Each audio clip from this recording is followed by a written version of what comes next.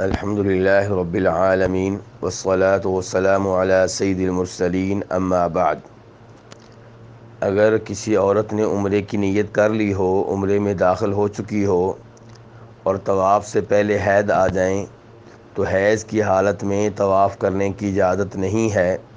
ایسی عورت کو چاہیے کہ وہ حالت احرام میں رہے، احرام کی پابندیوں میں رہے، لبیک اللہم لبیک وغیرہ پڑھتی رہے، صبح و شام کے اذکار کرتی رہے اور دیگر دعائیں بھی کرتی رہے، لیکن نماز نہیں پڑھے گی، طواف نہیں کرے گی۔ جب وہ حیض سے پاک ہو جائے تو غسل کر کے طواف کر لے اور پھر صفا مروہ کر لے اور بال کٹا لے، اس کا عمرہ مکمل ہو جائے گا۔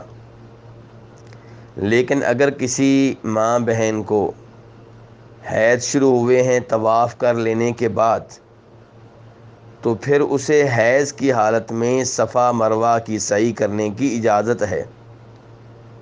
وہ حیض کی حالت میں ہی صفا مروہ کی سعی کر لے گی اور پھر بال کٹا لے گی، اس کا عمرہ مکمل ہو جائے گا۔ صفا مروہ کی سعی کے لیے پاک ہونا ضروری نہیں ہے۔ واللہ تعالی اعلم۔